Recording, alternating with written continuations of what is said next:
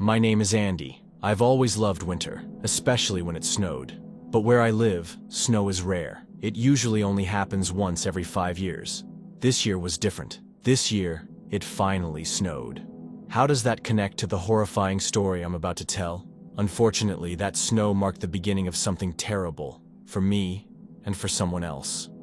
It was Monday, January 4th. I was 19 years old and still living at my parents' house. I never went to college. I ended up teaching myself how to code and became a self-taught programmer. When I was 17, I built a website that collected useful data for advertising agencies and freelance ad managers. I charged $15 a month for a subscription, and it brought in pretty good money. I spent all my time at home, upstairs in my room, sitting in front of my computer. All my friends were also homebodies, and we constantly talked on Discord. Our server was always active. Someone was always chatting. Basically, we spent our whole day together online. That day was like any other, except for one thing.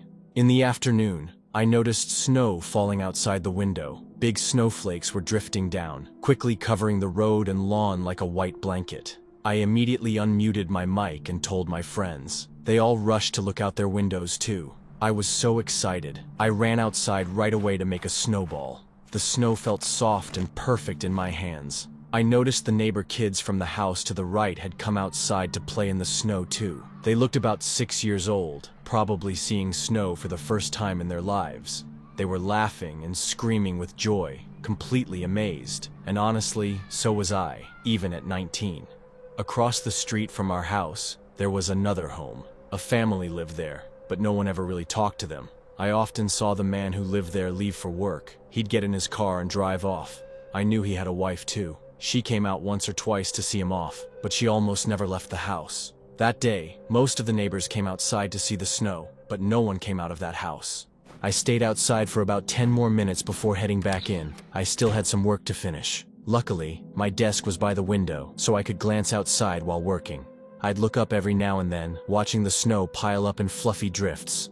I worked for another 2 hours and finally finished. By then, it was evening, and the sky had darkened, but the snow was still falling. That's when I noticed something. In that same house across the street, one window on the second floor lit up. Just one. I looked up without thinking, and saw a face. It was a kid, maybe 10 years old. He had long, tangled hair and a strange-looking face.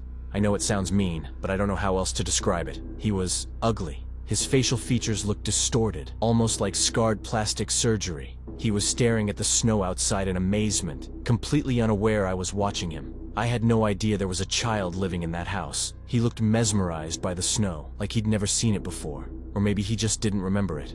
I couldn't stop watching his reaction. It was oddly fascinating. But then he noticed me. Our eyes met, and just like that, he turned off the light. Damn, I probably scared him. I jumped into Discord, joined my friends, and we played Counter-Strike. We played late into the night. Eventually, everyone logged off and went to bed. I shut down my PC and glanced one last time at the house across the street, through the window. The house across the street was dark now, no lights in any of the windows. But then, in the same window where the boy had been standing, there was someone else. I squinted. There was a silhouette. It was hard to see. It was really dark. But I swear, someone was still standing there, watching. I just realized I forgot to mention something. That day, I was home alone. My parents had gone to visit my grandparents for the weekend. If they had been home, maybe I could have asked them about the people living in that house, but they weren't. It was just me. Why was that kid still awake in the middle of the night? It felt wrong, and I decided to keep watching. After 5 minutes, I got tired of staring out the window because nothing new was happening. I decided to go downstairs and heat up some food. It took me about 10 minutes to eat and put the dishes in the sink. That's when I noticed someone standing outside. It was the boy. He was standing outside his house, touching the snow. He was wearing an old, torn t-shirt and pants. It was dark outside, and the lights in the house across the street were still off. I went outside, and he saw me. I waved at the boy, but he just stood there, staring at me. I asked him his name, but he didn't answer. He just kept standing still. Then, suddenly, he turned around and ran back into his house. I stood there, staring at the house, confused.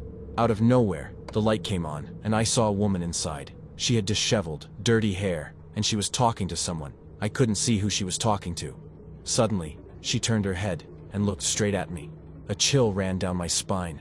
Her gaze was so menacing, and she looked so untidy and creepy. She walked up to the window, never breaking eye contact with me, and turned on the light. That freaked me out. I couldn't see what was going on in their house after that. I quickly decided to head back inside and lock the door. For some reason, I didn't feel safe anymore.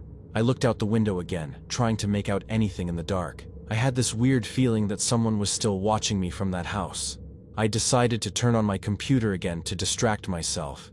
It was already 3 a.m., but that house wouldn't leave my mind. I kept wondering what was going on over there, and who that strange family was. I looked out the window again and noticed that the door of the house across the street was slightly open.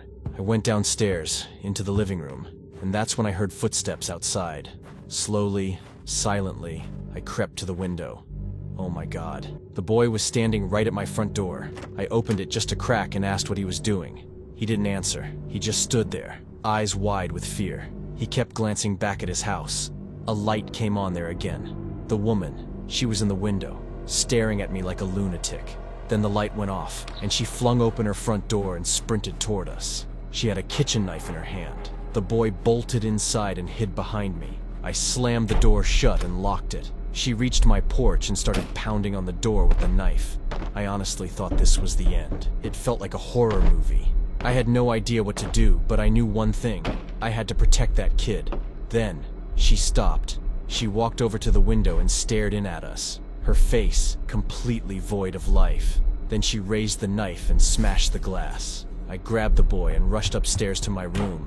We locked the door. I picked up an old vase. I had nothing else to defend us with.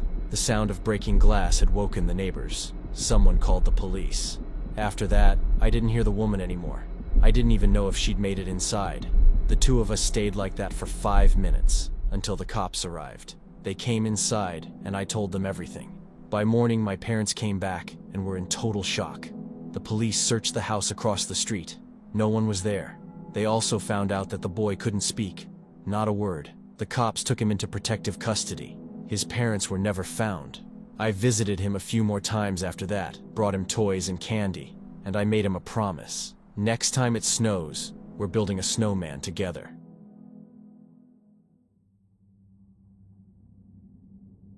Hi, my name is Paul. This story happened a few years ago, 5 days before Christmas.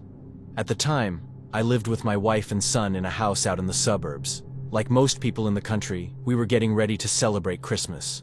But that year, something was different. None of the houses in the neighborhood had decorations up, except ours. Our home was lit up with strings of lights and ornaments everywhere. My son absolutely loves decorating for the holidays, so every year I help him bring a festive mood to the whole block. It kind of became our tradition. But I'm getting a bit off track here. Everything started around 6 p.m. At that time, my son was upstairs in his room playing with his toys while also watching cartoons. I still don't understand how he could do both at once. When I was his age, multitasking like that wasn't even a thing. My wife and I were downstairs in the living room, watching TV too. That night, a new episode of our favorite series had just dropped. And then, right at 6 p.m., we heard a noise coming from upstairs. I immediately rushed up to check on John to make sure everything was okay. I walked into his room, and he was just sitting there, still playing with his toys like nothing happened. I asked him, "What was that noise? Everything all right up here?" He looked up at me and held out a pack of cookies. "Billy gave them to me," John said. "Billy? Who's Billy?" I asked, confused. I glanced out the window, but there was no one outside. "Billy's my new friend. We play together all the time," John said matter-of-factly. I had no idea what he was talking about or where he got the cookies from. When I told my wife about it, we both figured John had made up an imaginary friend and probably got the cookies from someone at school. I told John not to take things from strangers. He nodded like he understood, so I went back downstairs to finish watching the episode. About half an hour later, my wife went to the kitchen to start making dinner, and I figured I'd check in on John again. When I got to his room, he was standing by the window, mumbling something under his breath. "Who are you talking to?" I asked. John turned to me and said, "I'm talking to Billy." That felt off. I walked over and told him that friends are supposed to be real people. "You shouldn't talk to imaginary friends all the time," I said. But John shook his head and said, "Billy's not imaginary." "All right then," I said. "Introduce me to him." John looked down and replied, "I can't. He'll get mad." I raised my voice a bit and told him to stop playing and come down for dinner. John looked upset, but I felt like I had to be firm. I needed to get through to him somehow. I went back downstairs and told my wife that something strange was going on with our son, and maybe it was time to take him to see a child psychologist. During dinner, Clara tried to talk to John too. She gently asked him who Billy was, but John just shook his head and said he couldn't tell us anything about him. Right then, we heard another sound coming from upstairs. I immediately went to check it out, and to be honest, for a split second a ridiculous thought popped into my head. Something about a ghost my son was playing with. You know, one of those cliches from horror movies. I wasn't really serious about it. It just kind of flashed through my mind. I walked into John's room and saw a box of cookies lying on the floor. What the hell? Where did that come from? Did it fall off the shelf? I closed the window, thinking the wind must have knocked it down. Then I went back downstairs and firmly said, "There are no ghosts in this house." I told John he could go back to his room and play for one more hour, but then it would be time for bed. An hour passed. I decided to check on what my son was up to. I crept up the stairs quietly, careful not to make any noise, and peeked through his slightly open door. John was standing by the window. I didn't go in right away. I just watched. I wanted to see what he would do. He just stood there, staring straight ahead. Every once in a while, he'd make strange motions with his hands, like he was gesturing to someone. It was unsettling. I finally stepped into the room and asked him what he was doing. John calmly said, "I'm playing with Billy." I looked out the window. No one was there. Snow had started falling outside. I put on my coat and went out into the yard. I walked around the entire house. Nothing. No footprints, no kids, no neighbors. Just snow and silence. I had no idea what was happening to my son. I went back in and told John to go to bed. I really hoped that by morning, he'd forget all about this silly fantasy and stop standing by the window. We all went to bed. There were only 4 days left until Christmas. I hoped John would be okay. But I woke up in the middle of the night. John was standing beside the bed, staring at me with wide, frightened eyes. "What's wrong, buddy?" In a shaky, quiet voice, he said, "Billy scares me. I don't want to be his friend anymore." I told him, "If you don't want to be friends with him, just imagine he's not there." But John whispered, "He's downstairs right now, standing at the bottom of the stairs. He was going to come up, so I ran to your room." That shook me. I got out of bed and walked out of the room. No one was there. Still, I decided to go downstairs to check, just in case. And oh God, that's when I realized how much of an idiot I'd been. There were footprints. It had snowed outside, and now there were wet boot prints inside the house. I followed them and saw that the front door was wide open, but no one was there. I grabbed my baseball bat and went outside. I followed the prints in the snow. They split in 2 different directions. I chose the ones leading into our backyard, and that's when it hit me. John wasn't making anything up. The footprints led me straight to the treehouse, the one directly across from John's bedroom window. Someone had been living in it. Someone had been talking to my son. I ran back to the house, called the police, and found the cookie box again. I couldn't believe my son had been talking to some lunatic all day, but what terrified me the most was the thought that I had been sound asleep while that lunatic was inside my house, planning to come upstairs. John had been smarter than me. He saved all of us. The police never found him. There were no cameras in the area, and no evidence left, just the footprints in the snow. Ever since that night, I checked the front door every single evening to make sure it's locked.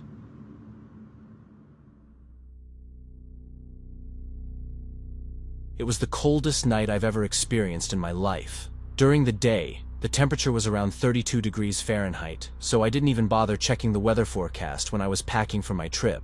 I had no idea the weather could change so drastically in just a few hours. There was no snow outside, but I dressed warmly just in case. I was heading into the forest. I had a tent, a sleeping bag, some food and water, and oh right, one more thing, a knife. I got in my car and drove to a spot I had found on the map. This was going to be my very first camping trip. I'd watched a ton of YouTube videos about tent camping, and I really wanted to test myself. I arrived at the forest while it was still light out. I parked my car on the side of the road and headed deeper into the woods. Even then, I could feel it was getting much colder than it had been that morning, and snow had started to fall. I hadn't brought my phone with me, thinking it would ruin the vibe and atmosphere. Yeah, I know. What a dumb idea. Eventually, I found the perfect spot to set up my tent and maybe start a campfire. The main thing was to make sure no one saw me and called the cops. Technically, fires weren't allowed out there. The first thing I did was try to pitch the tent. And man, I struggled with that thing all the way until evening. It was way harder than I thought it would be. By then, it was noticeably darker outside. I was freezing and completely exhausted. The temperature felt like it had dropped to about 14 degrees Fahrenheit. I needed to get a fire going, fast. And that's when things got really interesting. I had forgotten my lighter and matches. I had no way to start a fire. I had no idea what to do. Without a fire, I was definitely going to freeze. God, reading this back, I probably sound like a complete idiot. I tried starting a fire using sticks, like in those survival videos, but I wasn't a survival expert. Who was I kidding? It was completely dark by now, and bitterly cold. I realized I had no choice but to head back to the car and spend the night there. In the morning, I'd come back and pack up the tent. The snow had turned into a full-blown blizzard. I pushed my way through the forest, trying to get back to the road. I couldn't feel my fingers or toes anymore. Finally, my car. Thank God I made it out of the forest. I walked up to the car and noticed footprints in the snow. Someone had been there recently, but I didn't really care at that moment. I just wanted to get warm. I started the engine and cranked the heater up to max. Oh man. Now this was the kind of camping I could get used to. After all that cold, sitting in a warm car and watching the snow fall outside was actually kinda nice. I stayed like that for about an hour. Once the car was warm enough, I shut off the engine, climbed into the back seat, and wrapped myself in a blanket I always keep in the car. I figured I'd nap for a bit, then wake up and restart the engine to warm up again. I fell asleep, but it wasn't the cold that woke me up.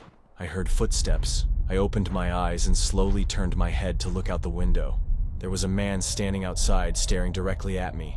The rear windows of my car are tinted. He couldn't see me, but I could see him. I froze. I stared at his unkempt, filthy face, and even though I knew he couldn't actually see me, it felt like he could. Honestly, I was terrified, even though I had no idea what he wanted. I didn't dare get out and say hello.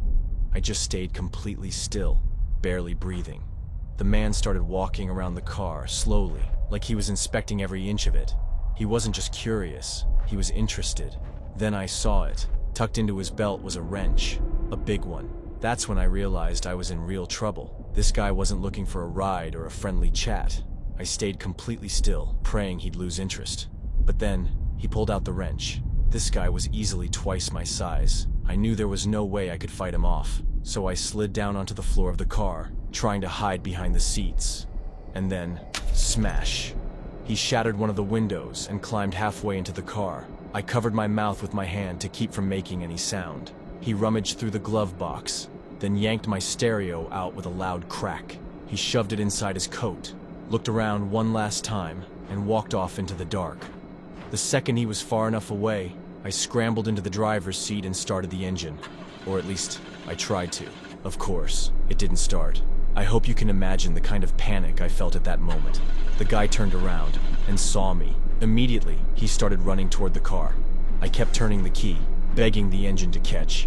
And thank God, it finally did.